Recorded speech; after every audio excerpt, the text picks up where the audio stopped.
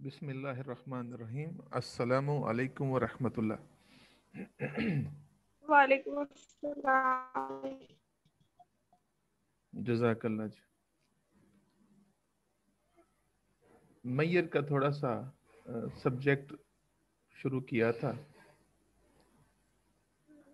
तो जनरल मैयर की मैं एक दफ़ा डेफिनेशन रिपीट कर देता हूँ जल्दी से, और आज के दिन हम इसी के हवाले से कुछ नई बातें पढ़ेंगे।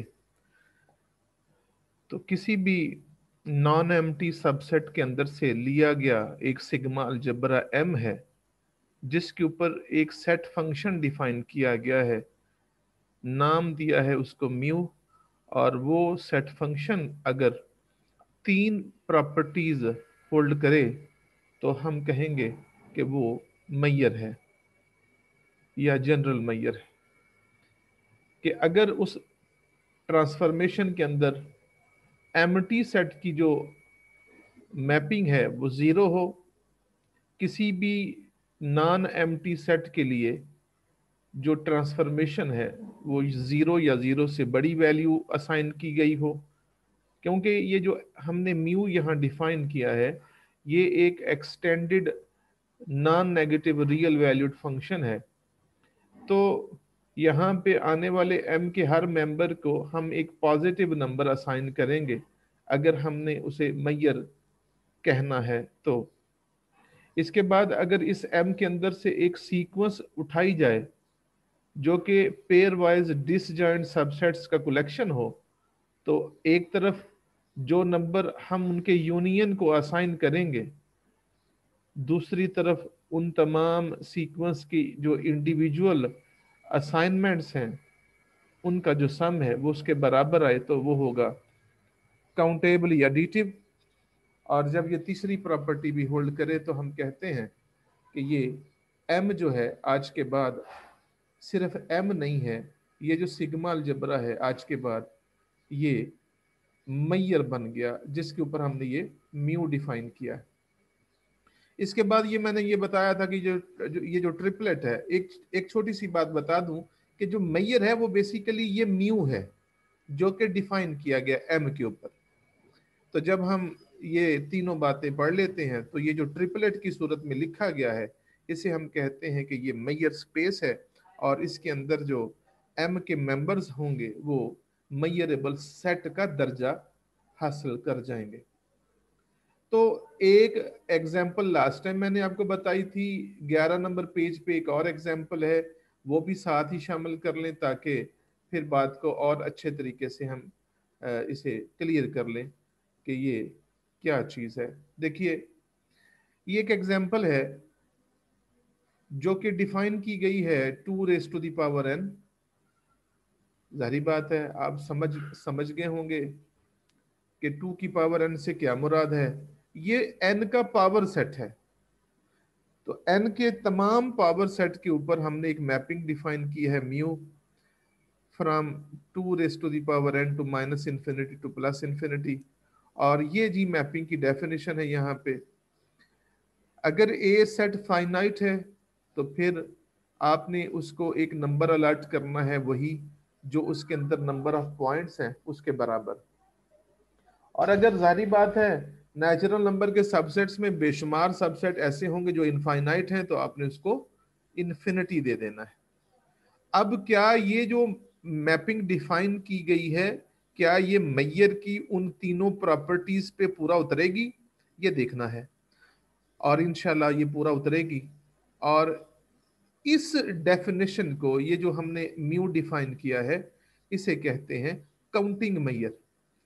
इस साल जो एनुअल का एग्जाम हुआ था उसके अंदर ये क्वेश्चन आया था कि define counting measure and show that ये काउंटिंग मैयर। मैपिंग की जो डेफिनेशन है, जी जी इसने जब कहा कि अगर फाइनाइट इनफाइनाइट है, जी जी। तो इनफाइनाइट में पॉजिटिव इन्फिनिटी ही क्यों? अच्छा, मुझे एक बात बताएं, जब आप काउंटिंग करते हैं, ये हम्म काउंटिंग ही है ना, तो कभी आप नेगेटिव की हम्म, तरफ जाते हैं? -1, -2, -3, वो तो नहीं -4। जी। वो वो तो नहीं जाते, लेकिन interval minus infinity to infinity है ना। तो हमने एक अपनी मर्जी से मोल्ड किया है ना फंक्शन को, और इसीलिए तो इसको काउंटिंग मैयर बोला है ना, कि काउंटिंग की गई मैयर। यहाँ पे हमने तोलना नहीं है, गिनना है। और काउंटिंग में कभी भी नेगेटिव इन्फिनिटी नहीं आती। बेशक उसने यहाँ पे मैपिंग माइनस इन्फिनिटी से इन्फिनिटी ली है, उसे लेनी भी चाहिए थी, मगर उसने जो आगे डेफिनेशन रखी है उसमें उसने कहा कि इनफाइनाइट सेट को हमने इन्फिनिटी देना है। हाँ, अगर आप कल अपनी मर्जी से कोई अपनी डेफिनेशन बनाना चाहते हैं तो मुझे कोई एतराज नहीं है, आप वहां लिख लें माइनस इन्फिनिटी। मगर एक बात याद रखिएगा, फिर वो जो आपकी वो मैपिंग होगी, क्या वो मैयर होगी, इसके ऊपर एतराजात उठेंगे, क्योंकि शुड बी ग्रेटर देन ठीक है सर। Equal to zero. मैं ये नहीं ठीक है कहता सर। कि पॉजिटिव सर।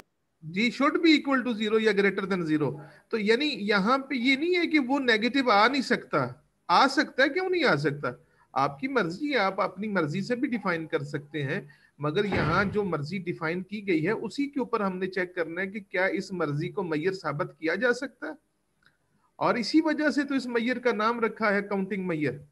तो आइए देखते हैं कि क्या ये मैयर की डेफिनेशन पे पूरा उतरती है। क्या एमिटी सेट का मैयर जीरो होता है? जाहिर बात है, जब आपके पास एमिटी सेट है तो उसका कितने पॉइंट्स होंगे? कोई भी नहीं होगा, तो जीरो। अब कोई भी अगर आप सबसेट लेते हैं मेरे भाई, कोई भी, तो दो पॉसिबिलिटीज हैं, बल्कि तीन पॉसिबिलिटीज हैं, कि या तो वो एमिटी होगा या वो एमिटी नहीं होगा। अगर वो एमिटी नहीं है तो दो पॉसिबिलिटीज हैं, या वो फाइनाइट होगा या वो इनफाइनाइट होगा। अगर वो फाइनाइट है तो देखेंगे कि उसके अंदर एलिमेंट्स की तादाद कितनी है, वही उसका म्यू होगा, वही उसकी ट्रांसफॉर्मेशन होगी। और अगर वो इनफाइनाइट है तो इन्फिनिटी होगा। दोनों पहलुओं से मेरा आंसर कभी भी लेस देन जीरो नहीं आएगा। ये यहाँ हमने जनरल अंदाज में हमने यहाँ रिजल्ट देना है, क्योंकि हम अकेला अकेला करने बैठेंगे तो बात शायद रमजान भी इसी में निकल जाए। और जो तीसरी बात है वो ये है कि मेरे पास एक सीक्वेंस है जिसमें पेयर वाइज डिसजॉइंट सबसेट्स है। तो क्या ये सीक्वेंस तीसरी प्रॉपर्टी को होल्ड करती है जो काउंटेबली एडिटिव को रिप्रेजेंट करती है? तो मैंने जितने भी सबसेट लिए हैं सीक्वेंस के अंदर, एक केस है कि वो सारे के सारे फाइनाइट है। यानी दो केसेस बना लें। पहला केस है कि मैंने जितनी भी सीक्वेंस में मेंबर लिए हैं पेयर वाइज डिसजॉइंट हैं और वो सारे फाइनाइट हैं। तो दुनिया ये कहती है कि अगर फाइनाइट सबसेट्स का यूनियन लेंगे तो क्या आएगा? फाइनाइट ही आएगा ना। तो उसके बाद हमने ये देखें क्या किया है, A1 से लेके थ्रू आउट सो ऑन। तो जनाब इनका इंडिविजुअल रिजल्ट निकाल लें, आपको पता ही है। तो यूनियन ऑफ ए एन का आंसर एक तरफ, और एक तरफ उनकी इंडिविजुअल वैल्यूज का सम एक तरफ, ये बराबर आएगा, उनकी रिस्पेक्टिव वैल्यूज के बराबर आएगा, क्योंकि हर सेट फाइनाइट है। और अगर एक सेट भी इनफाइनाइट हुआ, एक सेट भी, यानी मैं सारों के ऊपर पाबंदी नहीं लगाता कि मेरे पास 100 सेट है और उनमें से एक सेट इनफाइनाइट है, तो याद रखना उसका यूनियन भी इनफाइनाइट होगा, जिसकी वजह से आप उसके ऊपर म्यू जब अप्लाई करेंगे तो वो इन्फिनिटी आएगा। और अगर इंडिविजुअल अंदाज में चलें, यानी 1 से लेके 100 तक, 200 तक, 300, यानी सिर्फ एक सेट ऐसा है जो इनफाइनाइट है, तो जब आप उसके लिए वैल्यू इन्फिनिटी असाइन करेंगे ये वाली, तो फिर जब उन सब का सम निकालेंगे एक तरफ, यानी 99% ऐसे हैं जो फाइनाइट वैल्यूज के हामल है, सिर्फ एक सेट ऐसा है जो इन्फिनिटी का हामल है। तो जब आप सम लेंगे तो ऑटोमेटिकली वो इन्फिनिटी के बराबर आएगा। तो दोनों पहलुओं से आंसर जो है वो इन्फिनिटी आता है। लिहाजा जनाब दूसरे केस के अंदर भी ये जो काउंट क्या कहते हैं, काउंटेबली एडिटिव की प्रॉपर्टी है, ये होल्ड कर जाएगी। तो आप प्लीज पढ़िएगा, इंशाल्लाह ताला आपको समझ आ जाएगी। दोबारा से पढ़ेंगे, नहीं समझ आएगी तो मैं हाजिर हूँ। मैं वापस आया हूँ जी यहाँ पे मैयर की डेफिनेशन के फौरन बाद एक रिजल्ट है ये वाला, ये थ्योरम है। ये आप देखिए, इसके 3 पॉइंट्स हैं। कहता है कि अगर आपके पास कोई एक ट्रिपलेट है जो कि मैयर है या मैयर स्पेस है, तो फौरन आपको समझ आ जाएगी कि इसका क्या मतलब है, वो कहना क्या चाहता है। वो सारी हिस्ट्री जो है ये पीछे लिखी है ये वाली, ये आपकी समझ में आ जाएगी। तो कहता है कि अगर आपके पास m से कोई एक नंबर लिया गया है, m का एक मेंबर है, और अगर ये गारंटी हो कि उस ए का जो म्यू है वो फाइनाइट है, लेस देन इंफिनिटी का मतलब जब भी कहीं आप देखेंगे उसका मतलब है वो फाइनाइट है, तो कहता है इसके बाद फाई की वैल्यू कभी भी जीरो के अलावा नहीं आएगी, हमेशा जीरो होगी। जब भी एम के अंदर किसी भी एक सेट की जो म्यू की वैल्यू है वो फाइनाइट हो या सभी की फाइनाइट हो, तो फाई का इमेज जो है वो जीरो होगा। हालांकि मैं इस बात से एग्री नहीं करता कि ये चीज, ये जो पॉइंट वन है ये होना चाहिए था, क्योंकि ऑटोमेटिकली देखिए ऊपर लिखा हुआ है कि मेरा ये जो ट्रिपलेट है ये मैयर स्पेस है, तो मैयर स्पेस तो उसी को कहते हैं ना जिसमें जो म्यू है वो प्री मैयर हो। प्री मैयर का मतलब होता है ऐसा सेट फंक्शन जिसमें आपने जो मैपिंग डिफाइन की है उस मैपिंग में फाई का इमेज हमेशा जीरो हो, वो होता है प्री मैयर। तो बहरहाल उसने एक पॉइंट डाला है तो हम ये कर देंगे। दूसरा है कि साबित करो कि जो म्यू होगा वो मोनोटोनिक प्रॉपर्टी होल्ड करेगा, और एक तीसरा रिजल्ट भी उसने कहा है। ये तीनों रिजल्ट पेपर में मुख्तलिफ टाइमों में आ चुके हैं, तो मैं जनाब आपको ये तीनों जल्दी जल्दी जनाब ये करके देता हूं। पहला पॉइंट क्या लिखा है जी उसने, बच्चों वाला रिजल्ट है, उसने लिखा है G A is equal to A union five, और चौंके ए और फाइव दोनों डिसजॉइंट हैं, लिहाजा जब मैं दोनों के ऊपर म्यू अप्लाई करूंगा दोनों तरफ, तो ये जो राइट साइड है इसके ऊपर वो जो एडिटिव प्रॉपर्टी है वो लगेगी डिसजॉइंट होने की वजह से। ए का अलहदा कर लें, फाइव का अलहदा कर लें। अब म्यू ऑफ ए जो है ना ये फाइनाइट है, इसको लेफ्ट साइड पे लेके आए, हो सकता है ये दो हो, अगर इसकी वैल्यू टू हुई तो ये भी टू होगा, ये फाइव हुआ तो ये भी फाइव होगा, अगर ये 10 हुआ तो ये भी 10 होगा, अगर ये 100 हुआ तो ये भी 100 होगा। फाइनाइट है ना, तो कोई भी फाइनाइट वैल्यू सोच लें, तो जब आप यहाँ पे वो असाइन करेंगे तो वो दोनों वैल्यू सेम है, तो एडिटिव इनवर्स की वजह से कट जाएंगे, आपका आंसर म्यू ऑफ 5 0 के बराबर आ जाएगा। तो कोई मुश्किल चीज नहीं थी यहाँ पे। दूसरा ये है कि अगर ए बी का सबसेट हो तो साबित करें ए का मैयर बी के मैयर से छोटा या बराबर होगा। अब ए बी का सबसेट है, ये आपके सामने फिगर नजर आ रही है आपको। अब देखें ए और बी डिसजॉइंट नहीं है, एक छोटी सी क्वालिटी है, देखें बी में से उसने ए माइनस कर दिया, ये जो बी था ये वाला, इसमें से उसने बी को माइनस कर दिया। तो जब बी में से ए को माइनस कर देंगे और बाद में फिर दोबारा से उसका यूनियन ले लेंगे, तो यकीन माने बी ही के बराबर आएगा। आप सोचिएगा कि बी में से, हालांकि ए बी का सबसेट है, और बी में से ए मैं निकाल के बाद में ए के साथ दोबारा यूनियन ले लूं तो वो फिर से बी आएगा। इसका फायदा क्या हुआ, बी को इस तरह लिखने का फायदा क्या हुआ कि ये जो दो सेट बने हैं ये डिसजॉइंट हैं, और डिसजॉइंट होने की वजह से जब मैं इनके ऊपर म्यू लगाऊंगा तो एडिटिव प्रॉपर्टी लग जाएगी, उनकी इंडिविजुअल म्यू का सम आ जाएगा। और एक बात याद रखिएगा, जनरल मैयर के अंदर जब किसी भी सेट के साथ म्यू लग जाता है तो वो एक ऐसी वैल्यू की तरफ चला जाता है जो या जीरो होगी या जीरो से बड़ी होगी, तो ये एक पॉजिटिव वैल्यू होती है। तो इस इक्वेशन के अंदर अगर फर्ज करें मैं अब अगली स्टेप के लिए ये वैल्यू स्किप कर दूं जो कि पॉजिटिव वैल्यू है, तो जिस तरफ से ये मैंने स्किप की है ना वो साइड छोटी हो जाएगी और दूसरी साइड बड़ी हो जाएगी, यानी mu of A mu of B से छोटा हो जाएगा। ये आपके सामने उसने अलग से लिखा भी है, और यही साबित करना था, इसी को मोनोटोनिक प्रॉपर्टी कहते हैं। तीसरा, ये रिजल्ट जी आपको मैं पीछे जो है वो दिखा देता हूं पहले कि क्या साबित क्या करना है। ये रिजल्ट है तीसरे वाला, ये थर्ड रिजल्ट को नोट कर लें। वो कहता है कि अगर आपके पास एक सीक्वेंस है पेयर वाइज डिसजॉइंट सबसेट्स की जो एम के अंदर से उठाई गई है, आप साबित करें कि म्यू ऑफ टी जो है वो बराबर होगा summation mu of A N intersection T plus mu T intersection union of A N whole complement, जबकि टी एम का कोई भी एक मेंबर है। T is just a member of M single and N is a sequence of pairwise disjoint subset of X. तो ये result prove करना है। तो दिखने में बड़ा लंबा चौड़ा है, अजीब सा है। जब हम इसे करेंगे तो आपकी इंशाल्लाह ताला एक छोटी सी मुस्कुराहट आएगी कि ये तो कुछ भी नहीं है। अब देखें, स्टेप देखें जरा क्या उसने किए। आपने टी एम के अंदर से एक मेंबर लिया है और एक्स जो है वो मेरा यूनिवर्सल सेट है।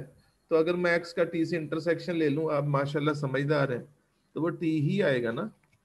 अगली बात, वो जो मैंने ए एन सीक्वेंस ली है, अगर एक तरफ उस सीक्वेंस का यूनियन ले लूं और एक तरफ उसी सीक्वेंस के यूनियन का कंप्लीमेंट ले लूं, आप समझदार हैं कि अगर आपके पास एक सेट ए है, एक तरफ उसका कंप्लीमेंट है, जब मैं इन दोनों का यूनियन लूंगा तो मेरा यूनिवर्सल सेट ही बनेगा, और जब इन दोनों का इंटरसेक्शन लूंगा तो खाली आएगा, डिसजॉइंट है। तो यहां पे भी उसने ना उस सीक्वेंस का यूनियन लिया है और उस सीक्वेंस के यूनियन का कंप्लीमेंट लिया है, ताकि वो किसके बराबर आए, एक्स के बराबर आए। इसके बाद उसने क्या किया है, आपको पता है, आप बड़े समझदार हैं, इंटरसेक्शन जो होता है वो डिस्ट्रीब्यूटिव होता है ओवर यूनियन। तो डिस्ट्रीब्यूट कर दें जी दोनों तरफ, यानी टी को दोनों के ऊपर डिस्ट्रीब्यूट कर दिया। और आप मेरी इस बात से एग्री करेंगे इंशाल्लाह ताला। मेरे इस वक्त पार्टिसिपेंट हैं मुझे शामिल करके 25। क्या बात है, पहला दिन था 48 थे, क्या तड़प थी।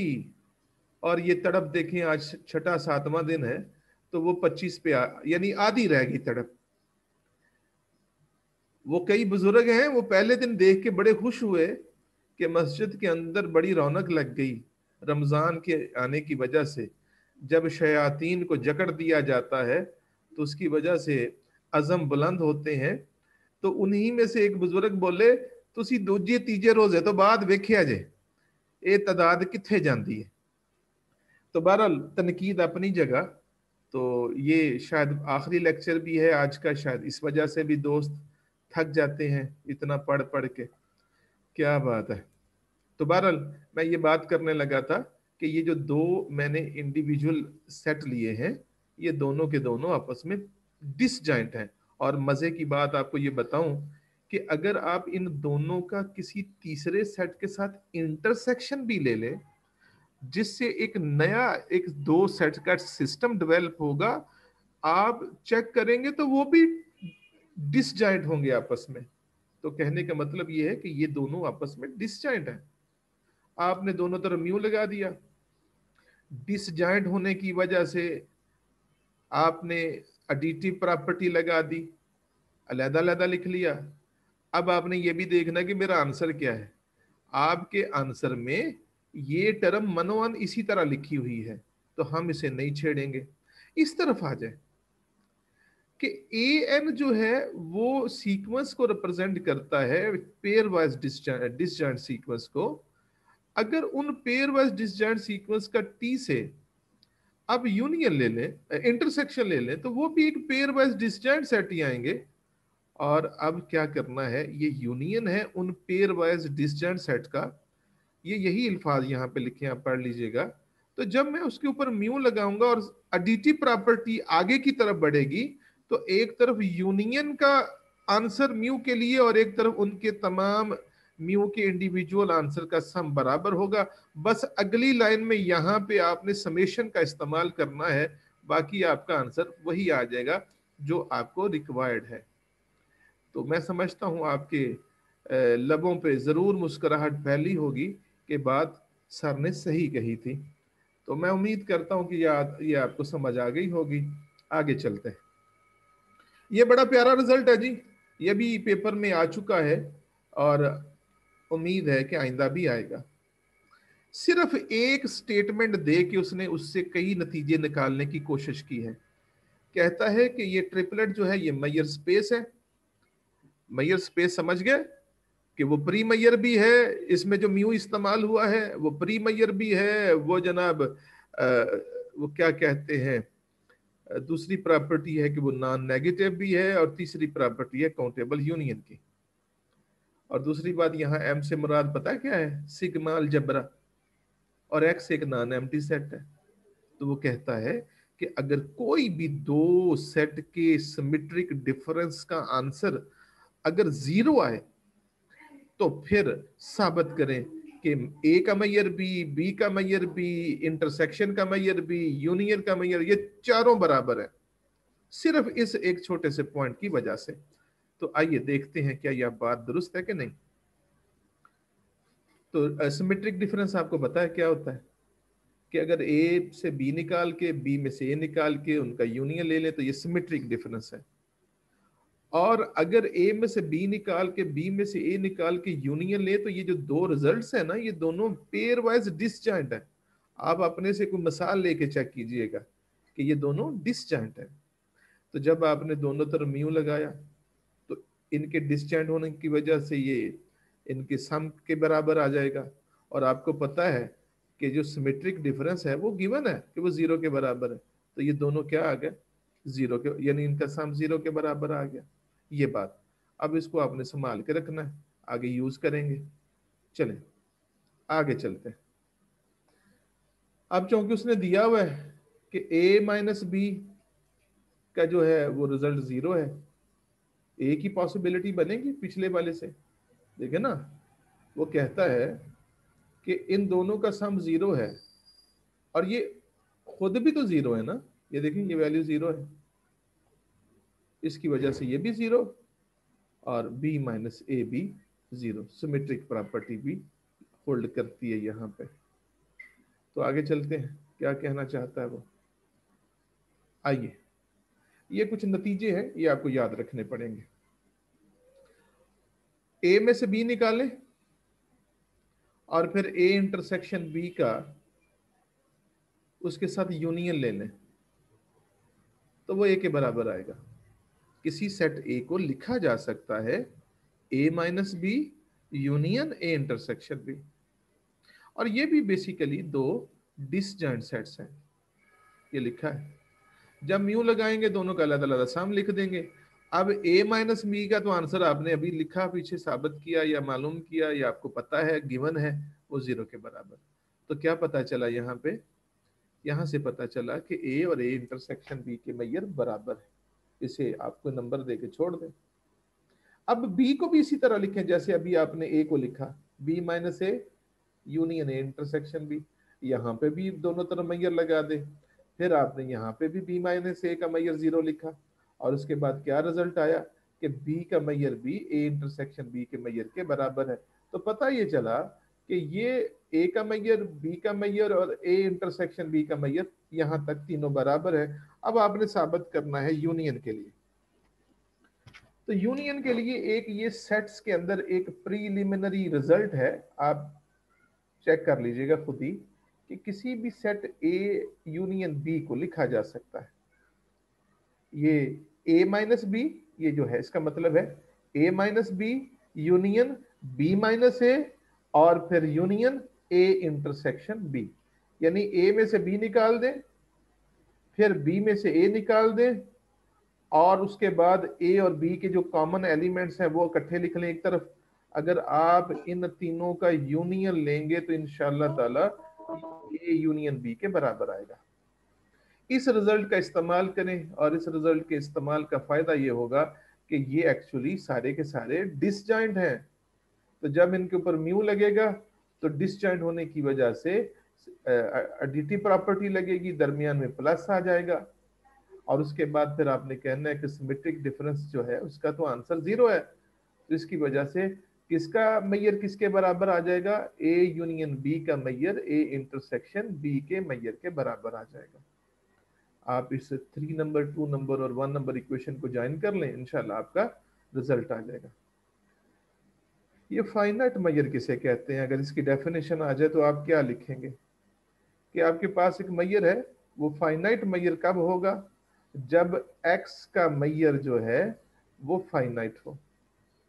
x का मैयर किसी भी इस ट्रिपलेट के अंदर जो x इस्तेमाल हुआ है, ग्राउंड सेट इस्तेमाल हुआ है, यूनिवर्सल सेट इस्तेमाल हुआ है, अगर ये इसका अपना जो हमने इसको मैपिंग ट्रांसफॉर्मेशन के अंदर वैल्यू असाइन करनी है, अगर फाइनाइट है तो जनाब वो क्या होगी, फाइनाइट मैयर होगी। अब मजे की बात आपको बताऊं, अब जनाब मुझे डाल के 22 रह गए हैं, 3 चले गए हैं, वेरी गुड। चले, तो ये एक छोटी सी sigma finite Maihar space definition है, ये आप देख लीजिएगा कि ये कब या ये क्या चीज है कि किसी ट्रिपलेट के अंदर अगर कोई एक ऐसी जरूर सीक्वेंस एग्जिस्ट करती हो कि जिस सीक्वेंस का यूनियन लें और वो एक्स आए और उस यूनियन का मैयर फाइनाइट हो, मतलब एक्स का मैयर फाइनाइट हो, तो हम कहेंगे कि वो सिग्मा फाइनाइट मैयर है। यानी इसमें डायरेक्ट एक्स को इन्वॉल्व नहीं किया गया, इस पीछे वाली डेफिनेशन में एक्स को डायरेक्ट इन्वॉल्व किया गया था, यहाँ पे एक्स को डायरेक्ट इन्वॉल्व नहीं किया गया बल्कि एक वाया इस्तेमाल किया गया है जिसके अंदर एक सीक्वेंस ली गई है और उस सीक्वेंस के बारे में लिखा है कि अगर वो जो सीक्वेंस है एम के मेंबर्स की, अगर उस सीक्वेंस का यूनियन एक्स के बराबर हो और उस सीक्वेंस के यूनियन का मैयर फाइनाइट हो, तब हम बोलेंगे कि वो सिग्मा फाइनाइट मैयर है। आगे चलते हैं, ये मैंने एग्जांपल अभी आपको बताई है। इसके बाद ये एक फाइनाइट मैयर की एग्जांपल है, ये मैंने आपको लास्ट लेक्चर में बताई थी। इसके बाद एक ये भी एग्जांपल है, आप ये भी देखिएगा। ये इसमें उसने दोनों सूरतों में जो डेफिनेशन इस्तेमाल की है, म्यू के ऊपर जो ट्रांसफॉर्मेशन ली है, वो दोनों सूरतों में उसने 0 0 ली है। आप इसको खुद ही देख लीजिएगा, आपको समझ आ जाएगी। तो ये बड़ा ही इंपॉर्टेंट है जी, ये तकरीबन हर दूसरे पेपर में आपको नजर आएगा। कहता है साबित करें कि अगर आपके पास दो मैयर्स हैं और कोई एक स्केलर मल्टीपल है, तो साबित करें कि दो मैयर का सम भी मैयर होगा और दो एक मैयर का स्केलर मल्टीपल भी जो है, यानी अगर आपके पास म्यू एक मैयर है, अगर आप उसे किसी स्केलर मल्टीपल से मल्टीप्लाई भी कर दें तो वो भी मैयर ही रहेगा। दो मैयर्स हैं, एक म्यू है एक न्यू है, अगर दोनों मैयर का सम लें तो वो भी मैयर की तीनों डेफिनेशन पे पूरा उतरता है। और तीसरी बात उसने ये कही है कि साबित करें कि दो जो मैयर्स का डिफरेंस होता है वो जरूरी नहीं है कि वो भी मैयर हो। ये एक इंपॉर्टेंट थ्योरम है, आपके पुराने पेपरों में तकरीबन हर जगह आपको नजर आएगा कि दो मैयर का सम भी मैयर, एक मैयर को किसी स्केलर से मल्टीप्लाई करने से जो नया बनता है वो भी मैयर, मगर डिफरेंस मैयर नहीं है।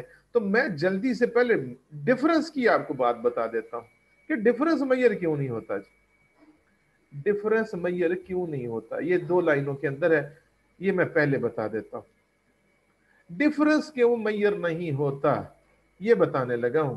आप जरा नोट कीजिएगा कि फर्ज करें लैम्डा और म्यू मेरे पास दो मैयर हैं और ये मैंने उनको लगाया है किसी सेट ए पे। आपको पता है सेट फंक्शन जो है उसके अंदर जो फंक्शन लगते हैं वो सेट के ऊपर लगते हैं जो कि एम के मेंबर होते हैं सिग्मा अलजेब्रा के तहत। तो वो कहता है कि अब आपको पता तो है कि जब मैं लैम्डा माइनस म्यू को ए पे लगाऊंगा तो वो बराबर आएगा lambda A minus mu A के। अब यहाँ पे पॉसिबिलिटी है, मैं सिर्फ मिसाल देने लगा हूं कि अगर आप कहें कि लैम्डा ए की जो वैल्यू है वो है फर्ज करें 5 और म्यू ए की वैल्यू पॉसिबल है, आप ये कह सकते हैं मुझे बाद में टोके के साथ 2 भी तो हो सकती थी ना, तो मैं कहता हूं नहीं जी 2 के अलावा फर्ज करें 6 हो 7 हो या कोई और हो, जब तब आप डिफरेंस लेंगे इनका तो वो तो नेगेटिव आएगा। तो याद रखिए मैयर के तहत किसी भी सेट की ट्रांसफॉर्मेशन या उसका इमेज जो होता है वो 0 तो हो सकता है, वो नेगेटिव नहीं होगा, वो ग्रेटर देन 0 तो हो सकता है। इस वजह से इस बुनियाद पे इन दो लाइनों के अंदर ही हम उसको वाइंड अप कर देंगे। चलिए आइए अब देखें कि दो का सम जो है, तो क्या सर दो एलिमेंट्स का प्रोडक्ट भी मेजर होगा? ये इंशाल्लाह ताला आ रहा है आगे, आपको बता देते हैं कि होगा कि नहीं होगा। अब मसला ये है ना कि हमने जब वो प्रोडक्ट लेना है तो हमने उनकी प्रोडक्ट वैल्यू को डिफाइन कैसे करना है। अब अच्छा आप अच्छा। अपनी मर्जी से करेंगे, मैं अपनी मर्जी से करूंगा, तब हम कहेंगे कि मेरी मर्जी से जो मैंने डिफाइन किया वो हो गया और आपकी मर्जी से नहीं हुआ। तो इसका मतलब ये है कि प्रोडक्ट हो भी सकता है, नहीं भी हो सकता। सर यही आप अगर अपनी मर्जी से लें तो मैं अपनी मर्जी से लूंगा, तो आप भी पॉजिटिव लेंगे तो मैं भी पॉजिटिव लूंगा। हाँ, ये देखना पड़ेगा। देखिए मेरी बात सुने, मैं फर्ज करें, आप देखिएगा, वो बेस करेगा कि आपने वो प्रोडक्ट लिया कैसे है। प्रोडक्ट लिया हम्म। कैसे है उसके तहत देखना पड़ेगा। इंशाल्लाह ताला वो रिजल्ट आ रहे हैं आगे, वो आपको पता चल जाएगा। थोड़ा सा सब्र कर ले उसके ऊपर। तो ये देखिए छोटी छोटी बातें हैं कि जनाब सम मैयर क्यों हो, कैसे होता है। तो ये आपके पास लैम्डा और म्यू आपने लेट कर लिए, दो मैयर हैं, एम के ऊपर ही डिफाइन किए हैं। सेम आपने सिग्मा अलजबरा के ऊपर डिफाइन करने हैं, अलग अलग सिग्मा अलजबरा नहीं लेने।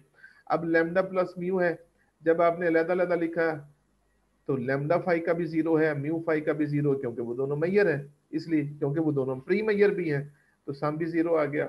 जब आप किसी एक सेट के ऊपर वो डिफाइन करेंगे, देखें लैम्डा ए का आंसर भी पॉजिटिव है, म्यू ए का आंसर भी पॉजिटिव है, तो उनके सम का आंसर भी जीरो या जीरो से बड़ा आएगा, ये भी बात खत्म हो गई।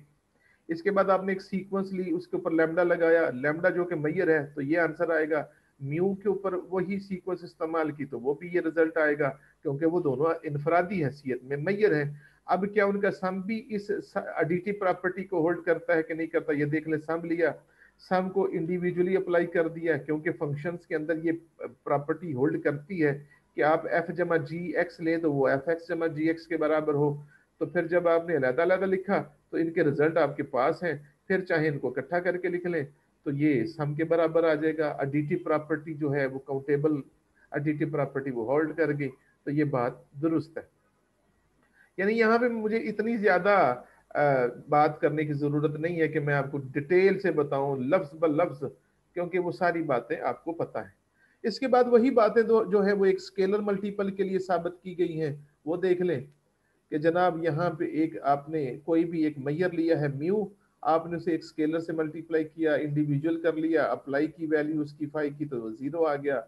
जब आप कोई सेट लेके उसके ऊपर अप्लाई करेंगे तो म्यू ऑफ ए पॉजिटिव है, तो ए भी यहाँ पॉजिटिव है।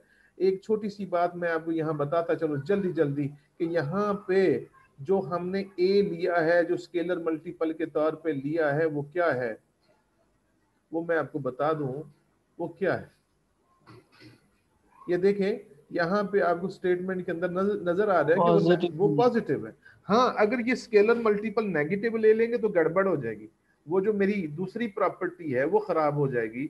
इसलिए यहाँ पाबंदी है कि स्केलर मल्टीपल जो लिया गया है वो पॉजिटिव है। आगे चलें, आगे है जनाब कि जब आपने उसे मल्टीप्लाई किया तो पॉजिटिव से मल्टीप्लाई किया, यहाँ आ गए तो वो पॉजिटिव ही आएगा। मैयर भी पॉजिटिव है, ए वैल्यू भी पॉजिटिव है, आप इसे चाहे अल्फा कह लें, कोई मसला नहीं। फिर दोबारा से आपने कहा कि मेरे पास एक म्यू मैयर है, वो काउंटेबली एडिटिव प्रॉपर्टी को होल्ड करता है। इसके बाद आप आगे बढ़े, आपने उसे दोनों तरफ ए से मल्टीप्लाई करना है। ये देख लें, ए म्यू के ऊपर अप्लाई किया, वो म्यू यूनियन पे अप्लाई होगा, ए वैसे ही साथ लिखा जाएगा, और फिर उसकी वैल्यू लिख दी म्यू की, क्योंकि वो एडिटिव प्रॉपर्टी को होल्ड करता है। अब चूंकि समेशन जो है वो इंडेक्स एन के लिए इस्तेमाल हो रहा है, और ये स्केलर जो है ये index N, free index N है, ये अंदर ले जाए और ये बन जाएगा, जिससे पता चला कि ये काउंटेबली एडिटिव प्रॉपर्टी को भी होल्ड करता है। तो आज का लेक्चर मैं यही खत्म करता हूँ, क्योंकि आगे नई डेफिनेशन है और टाइम भी जो है तकरीबन 4-5 मिनट ही है, तो बेहतर है कि हम यहाँ पे वाइंड अप कर देते हैं। अगर आपने कोई चीज़ पूछनी है पूछ लें। अगला जो टॉपिक है वो आपके सामने आपको नजर आ रहा है, आउटर मैयर। मैं आपसे कल ये पूछूंगा, मतलब नेक्स्ट जब हमारी क्लास होगी, मैं आपसे सिर्फ ये पूछूंगा कि मेन डेफिनेशन क्या है, इसके अंदर फर्क क्या है। यानी आउटर मैयर में, और जब मैयर को डिफाइन किया जाता है, जो हमने जनरल मैयर पढ़ा है, आप जरा नोट कर ले, मैं हल्का सा इशारा दे देता हूँ। ये इन इस आउटर मैयर को जो आगे हम डिफाइन करेंगे, इसमें और जो मैयर हमने पढ़ा है इसमें मेन छोटा सा जो डिफरेंस है वो क्या है। तो उम्मीद है कि आप पढ़ेंगे और इंशाल्लाह कल लेक्चर जब शुरू होगा तो सबसे पहली बात मैं यही पूछूंगा। वहां आपने पर तो माइनस इंफिनिटी टू इंफिनिटी था।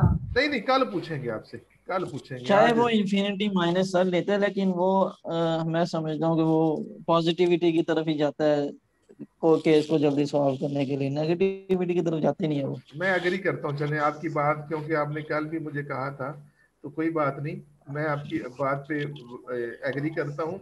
इसके अलावा भी एक डिफरेंस है, चलें ये तो डिफरेंस ठीक है था बस ही, सर, अच्छा मैं हुआ देखता हूँ। आपने मुझे बता दिया। एक और मेन डिफरेंस है, वो भी आपने मुझे बताना है, ठीक है सर, कोशिश करेंगे वो सर। कल इंशाल्लाह आपसे पूछेंगे और उम्मीद है आपको समझ आ जाएगी। और कुछ आज के हवाले से बात पूछनी हो तो पूछ लें, पूछने किसी ने? चले ठीक है जी, शुक्रिया। अस्सलामु अलैकुम व रहमतुल्लाह।